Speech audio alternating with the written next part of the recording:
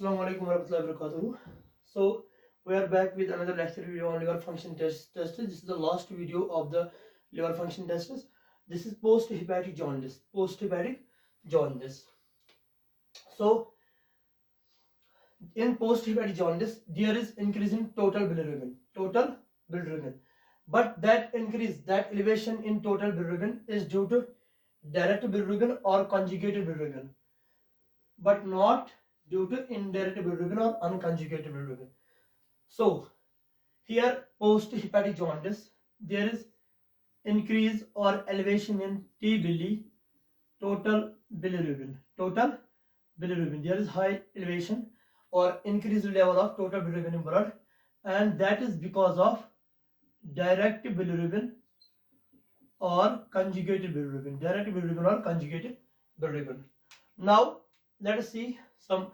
This is here blood vessel. This black in color is a liver hepatocyte, liver cell, and this is bile duct or biliary system. This is blood vessel. Now what happens when there is this increase in direct bilirubin? There are some causes which cause increase in direct bilirubin, which I have mentioned in the board, written in the on the board.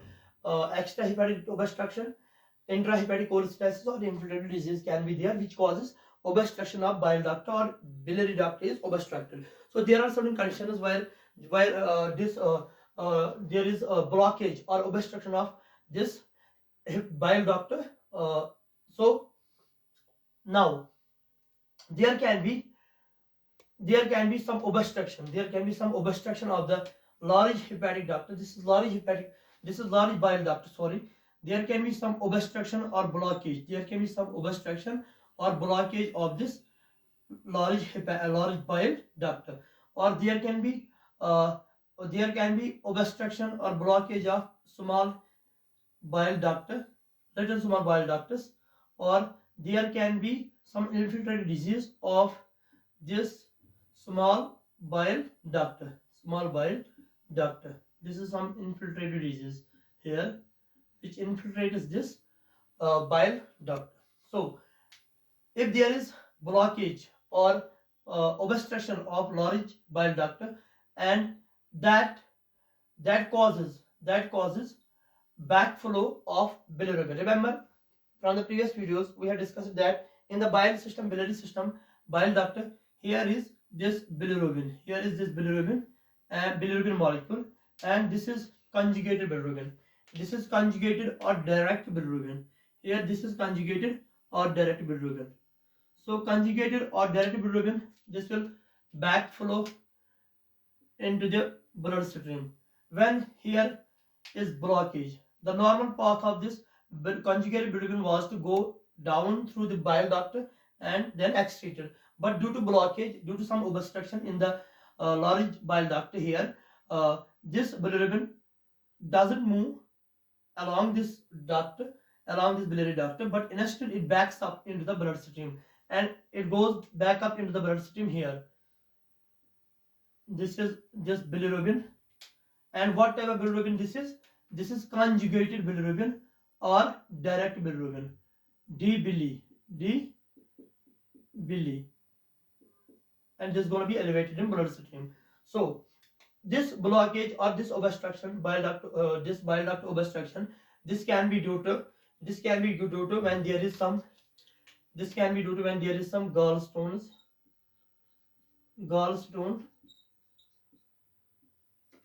gallstone, okay, choledocholithiasis, gallstone is present, or there can be primary sclerosing cholangitis, there can be cholangiocarcinoma, there can be pancreatic carcinoma,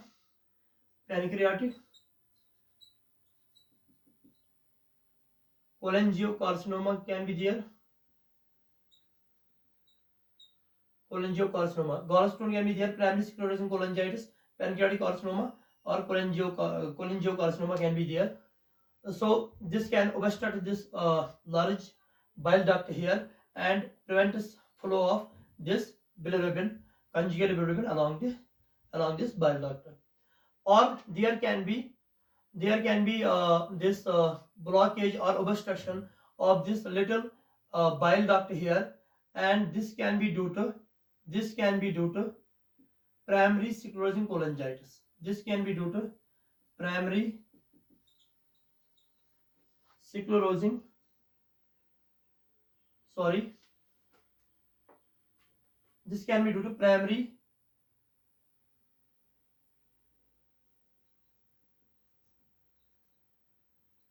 biliary cholangitis. PBC, primary biliary cholangitis, can be here. This primary biliary cholangitis can be due to some blockage or some obstruction. It can be due to some autoantibodies can be attacking these bile ducts here. Autoantibodies may be directed against these ductal cells here, and that causes strictures in the bile duct, in this little bile duct, small bile duct here. This can cause strictures or inflammation of this biliary duct here, and narrowing its space, narrowing its lumen, and causing backflow of bilirubin, causing backflow of bilirubin here, causing backflow of bilirubin here into the bloodstream. Backflow of bilirubin. This is bilirubin molecule. This is bilirubin molecule here. This is here bilirubin molecule, but conjugated bilirubin or direct bilirubin. When there is primary biliary cholangitis here, which causes strictures in the small bile duct here, and that causes narrowing it, that causes its space to be narrowed, and that causes narrowing of its space, narrowing of its lumen, and which causes backup of this conjugated bilirubin into the bloodstream, and cause elevation in direct bilirubin or conjugated bilirubin here. The other thing can be that there can be reduced secretion of bile, reduced secretion of bilirubin. This reduced, there can be reduced secretion of bile or bilirubin. This is here conjugated bilirubin. There can be reduced secretion of bilirubin into the bile, in the biliary system. Reduced secretion of bilirubin into the biliary system. In the bile duct, there can be some this reduced bile secretion due to some transporter inhibition, because transporter is inhibited because of some drugs. It can be some drugs due to some toxins, some drugs, or pregnancy or sepsis. They can cause this inhibition of these transporters, and bilirubin or bile is not transported in the bile duct. Instead it gets accumulated, within the cells. It gets accumulated here, direct bilirubin, dbili. It gets this conjugated bilirubin, it gets accumulated within cells, and it diffuses out through the cells and goes into the bloodstream. Now it goes into the bloodstream.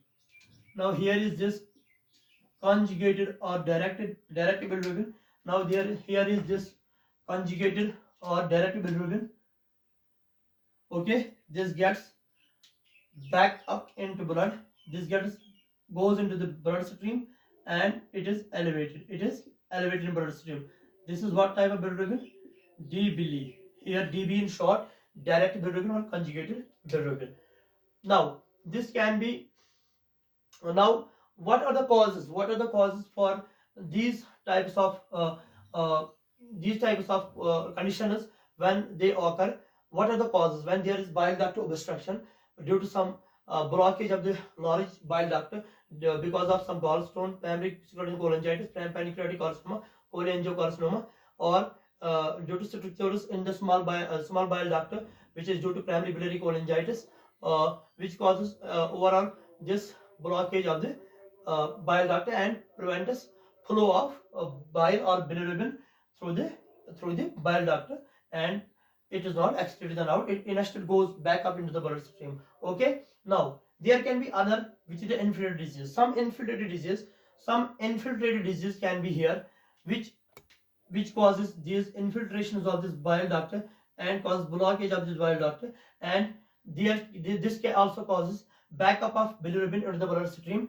Okay. So infiltrated disease, like you have to find out some infiltrated disease. You have to check for granulomas like sarcoidosis, TB, or you have to check for this worm infections like Ascaris lumbricoides or liver flu, and you have to also look for some this granulomas sarcoidosis, or you have to look for amyloid deposition. Amyloid deposition misfolded proteins can be there. Okay, that also causes this type of condition, that is infiltrative condition, infiltrative disease, uh, which causes cholestasis. Okay, now direct bilirubin is increased, direct bilirubin is elevated in bloodstream. So when there is increase in total bilirubin, and because that is due to direct bilirubin is elevated in bloodstream, or its level is increased in bloodstream. What else could also be increasing when there is bile duct obstruction? In the previous lecture videos, you have seen the video, you have watched the video, maybe you have watched the video, or you can go back to the previous videos and watch what when I discussed this. Okay, so what also causes when there is bile duct obstruction? When there is bile duct or biliary system, when there is bile duct injury or bile duct is obstructed or blocked, so it contains bile or bilirubin. Beside that, what else could also increase? What may be the increase in other molecules? What are those molecules which can be increased or elevated in bloodstream? And those are here. One is already discussed, that is direct bilirubin. It is elevated in bloodstream, plus ALP, alkaline phosphatase, and GGT. These also can be elevated in bloodstream when there is bile duct injury or bile duct obstruction. Besides this direct bilirubin or conjugated bilirubin, besides elevation or increase in direct bilirubin or conjugated bilirubin, there can also be increased level of elevation in alkaline phosphatase and GGT Now, if you have to find out the causes, what are the causes? You have test for the causes. You just for extrahepatic obstruction, you will do right upper quadrant ultrasound, USG, right upper quadrant ultrasound, and this will be positive. This will be positive for ductal dilation. Ductal dilation. This will be positive for ductal dilation. You can also do MRCP. You can also follow MRCP and ERCP. You can also do these two tests. Okay, now for intrahepatic cholestasis, you can do right upper quadrant ultrasound, and this will be negative. This will be negative for ductal dilation. This will be negative for ductal dilation.